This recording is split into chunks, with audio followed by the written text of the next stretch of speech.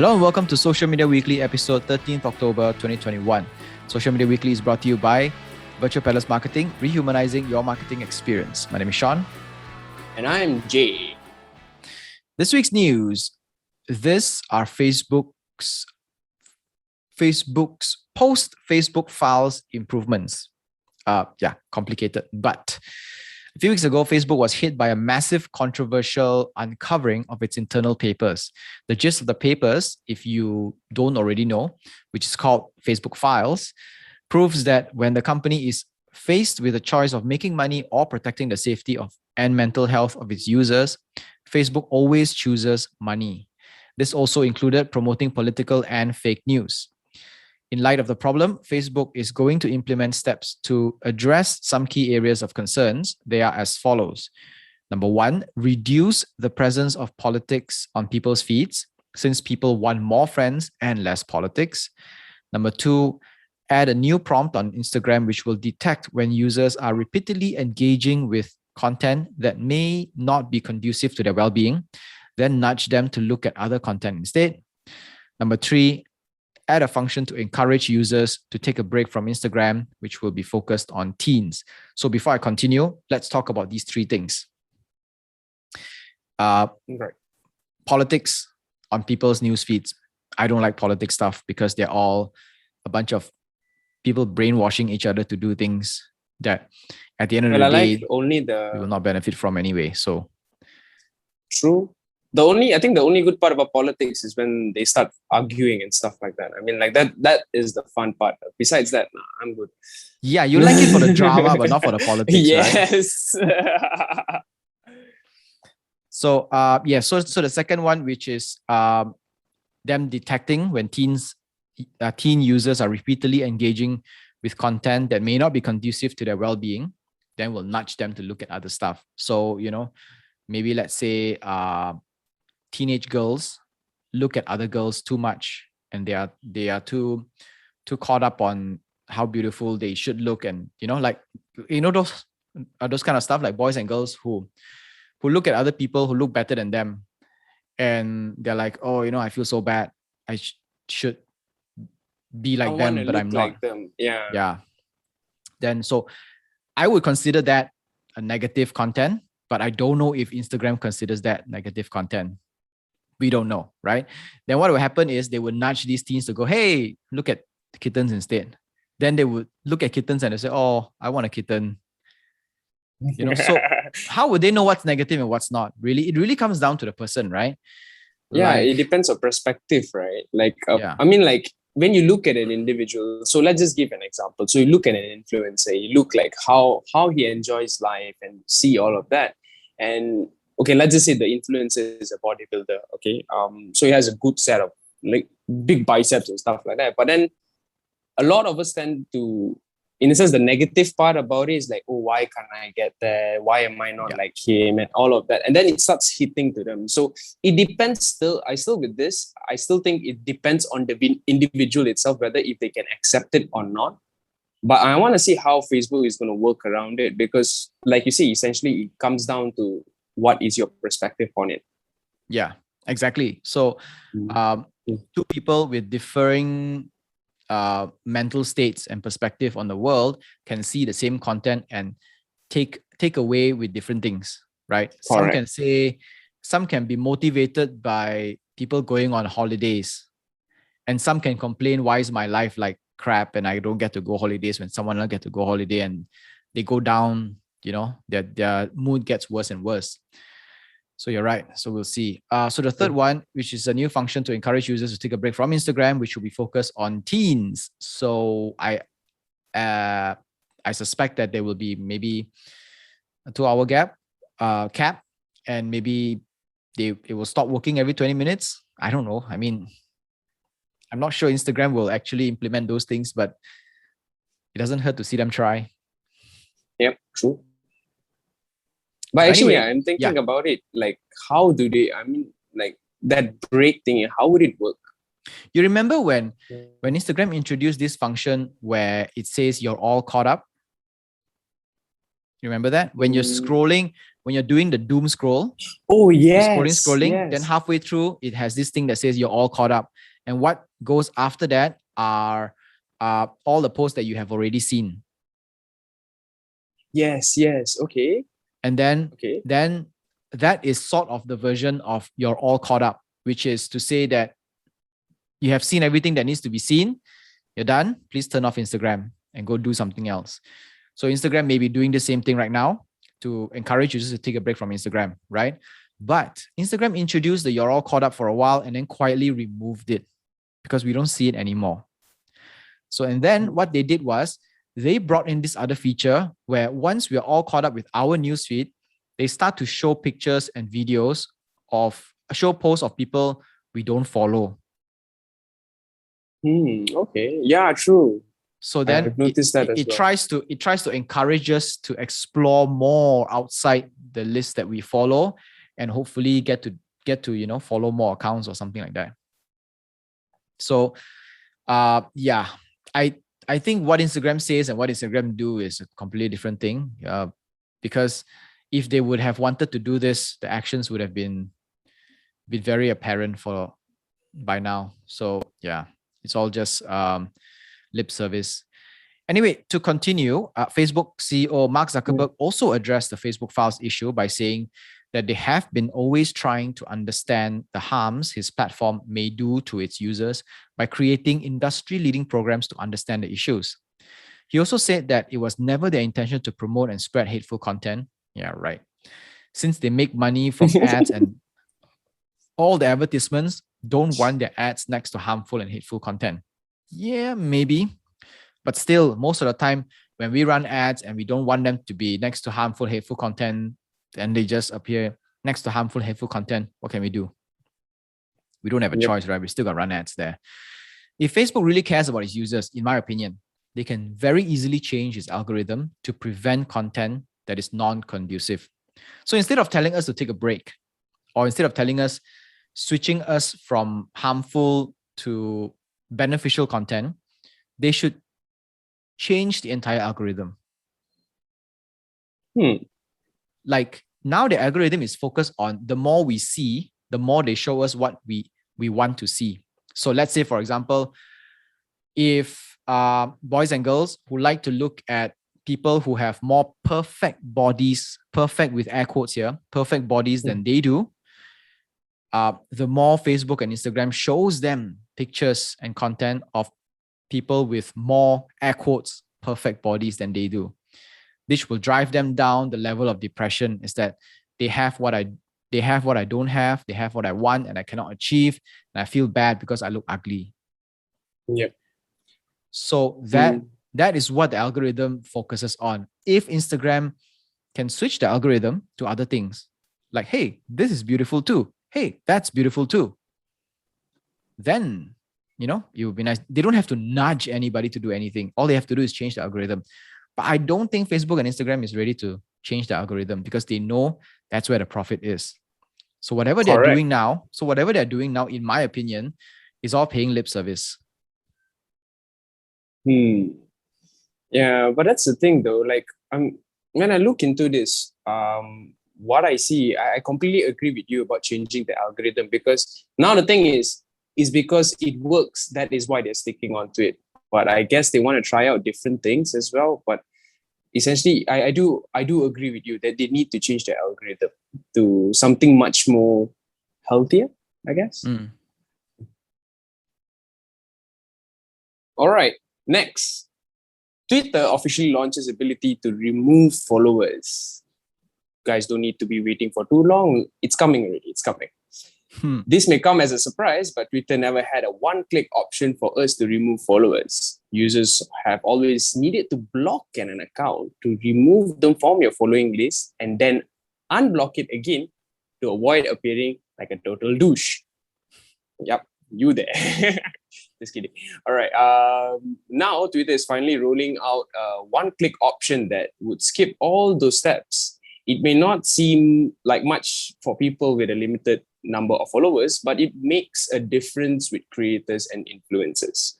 Our users and influencers often cull their following lists in order to weed out inactive and non-engaging accounts. This will help boost their engagement rate when presenting to a client. I mean, when you talk about presenting to a client, I probably guess it would be better to show, like, because let's just say you have a lot of followers and 1,000 followers and about like 200 of them are inactive followers. It would look bad on the metrics, I would say, when you want to present to a client. Yeah, what do you think about this, Sean? Like, I really like this. I think like Instagram started it first, and now finally like Twitter adopts this. I think it's easier lah. Like, I don't block and unblock people. I just mute them. As a normal user, we don't really understand this for two reasons. Yeah. Number one is that we don't have enough followers to see benefit from a 3-step process turn into a 1-step process. Because for us, it's just we block, unblock, block, unblock, a 2-step process, right? So we essentially just reducing 1 step. But if you're an influencer with hundreds of thousands of followers and you do the culling every single time, once a month or something like that, then it matters to you. It does save you a lot of time. That's 50% of the time saved there. And it also matters to people who, like, when you mute them, they still follow you, right?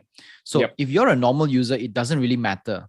But if you're an influencer and your metrics, your engagement rate metrics come into account, engagement rate takes into account the number of followers divided by the number of engagement you get. So the more followers who are not engaging with you lowers your engagement rate. So if you were to keep culling all your followers and reduce them and keep the highly engaging ones active in your account and the non-engaging ones, some of them are bots and they don't engage with you and they don't buy from you. So these are the accounts that are not beneficial to you. So you remove them. Yep. I mean, like, it's better to clear out all those excess unwanted followings. Because why? Because why? Now brands are not looking for the number of followers or the number of, followers essentially. They're looking for the engagement rate, which means that you can have millions of followers, but if only a few hundred engage with you, the brands will say the rest are all fake. I don't care about how many people are there. I care about how many people are seeing, communicating, and possibly becoming my customers. And if 90% of these people in your account are bots, then bots will not buy anything from me. Correct, true. So that is where the value is with Twitter. With that one click. For us, probably not. Like, for now, you're not famous yet. I believe in the future, this will be very beneficial for us. Very, 100%. Next up, Instagram releases 2 new features. Instagram just announced 2 new features that will help bring more transparency to its platform. The first is a response to Facebook's company-wide outage that lasted 6 hours 2 weeks ago. The company is including an alert that will let users know if the app is undergoing any glitches that are currently being worked on. It will appear in the notifications tab and will explain what is going on at the moment. This aims to reduce confusion as to why users' experiences are weirding out and if it's got anything to do with the app or the telco provider. I know people who, during the outage that happened 2 weeks ago, the blackout, the Facebook blackout, what they did was they uninstalled the apps and they reinstalled the apps again, thinking that it was an app problem or it was their telco problem or something, but it wasn't. It was just Facebook's network. So, but this thing comes with a major catch, right? The notifications will only work if Instagram itself is working. If last week's outage were to happen again, this little function would be hopeless, will be completely useless to anyone, because if I can't access Instagram, I don't know what's going on because they can't send me a notification. So they will still have to go to Twitter to find out if something is happening, right? Yep. So, but this only works for all the small little stuff. Like, for example, why isn't my Instagram stories loading up properly? Why are my photos a bit wonky or something like that? I guess probably what they need to come up with, just to avoid like those kind of predicaments, like a week back that we faced, which was the blackout. I think probably they need to make something like a trip switch. So immediately, like, let's just say if something goes down, it just gives out an immediate notification, or Something like that. If they need to give out the notification, that notification cannot be housed in the same server as everything else. Yep. It has to be in a backup server, because if everything is in the same server, the notification won't even go out. All right. So that is the issue. So yeah, maybe, they can house this notification server in AWS or Google Cloud or whatever. Yeah. So the second one is a tool that will notify users of their account status. An alert will pop up if we were to accidentally post something against community guidelines. It would also explain the steps that we can take to avoid it and what action to take if users do not agree with the decision. This will really help prevent users from suddenly getting their accounts banned without knowing why. There are a lot of people who kind of like try to thread the line between what is accepted and what is not accepted by Instagram, right? A lot of body photos, because these posts do very well on Instagram. So every influencer wants to show a little bit of their body parts, right? A little bit too much and the post gets removed. So they don't know when it's too much. And sometimes they don't know until it's too late, when the entire account gets banned. Gets banned. So that is a problem. So having this account status update will really help content creators kind of like know where the boundaries are. At least in a sense, a handbrake for them. Like, okay, pops up and like, hey, all right, I have to control this kind of content. I have to try to find a way to work around it. And if they give us like examples, it would be quite good though. Like, it'd be interesting. Yeah. The thing about it is Facebook and Instagram will always direct us to this very common FAQ on the list of things, but they don't really explain why. Like, for example, then it really comes down to the creators doing the trial and error. Like, for example, if I show 3/4 of my thigh, then it gets flagged. So let's show half of my thigh and see what happens. That kind of stuff, it's a lot of trial and error. Push it a bit. There's a lot of trial and error. So if half of my thigh is okay, then just go a little bit over the half and see how is it like, those kind of stuff. So that's essentially how content creators deal with Instagram's community guidelines. All right. Up next, Clubhouse adds link sharing to rooms. The people at Clubhouse know that shareability is the key to content reach. A few weeks ago, they released Clips, a function that lets users share the last 30 seconds of a discussion on other social platforms. Last week, they announced the ability to share a room with a link, making it a lot easier to let others access live rooms from anywhere on the internet. Invited guests will need to download and have Clubhouse account to make use of the link. But this is still a useful start, I would say. What do you think about this? They should have done this a long time ago, and I'm glad they're doing this now. That's all I can say. Finally, right? Finally. Oh my goodness. It's so much more easier nowadays to share rooms. I don't need to like, hey bro, just come on Clubhouse. I just like, you know what, just come here. I give you the link, just come. Exactly. They just press the link and it pops up it immediately opens up Clubhouse and brings you to the room straight away. Correct. I remember last time we used to do this. We used to screenshot the rooms. If you're in this room. Yes. Then they have to search accordingly, and sometimes they can't even find it. So they have to find you in their friends list. And then let's say Sean is in this room, then you join Sean in this room kind of thing. Exactly. Like even like last week, we were talking about how hard is it to search for rooms. I mean, like they are making it easier for us to reach out to rooms. That's the good part about it. Any social room, any educational kind of room. Like if let's just say I have a friend of mine, I'm listening to a guy that is talking that I like, what is he talking about? I probably can just share it to my friends, and it will be way much more easier with a link. Yeah. It saves so much time as well. Instead of like, I'm in this room, come here. And then like next thing you get another text, where is the room? I can't find the room. I can't find the room. Yeah. Bro, are you on Clubhouse? He starts questioning back. And then before you know it, bro, you don't have to come already. I think never mind, bro. They finish already lah. Summer time lah. Okay, bro. Yeah. So it's a good upgrade for Clubhouse. Like finally, good steps. Completely agree. Keep doing this, Clubhouse. Keep making all your content shareable. Shareability is the key here.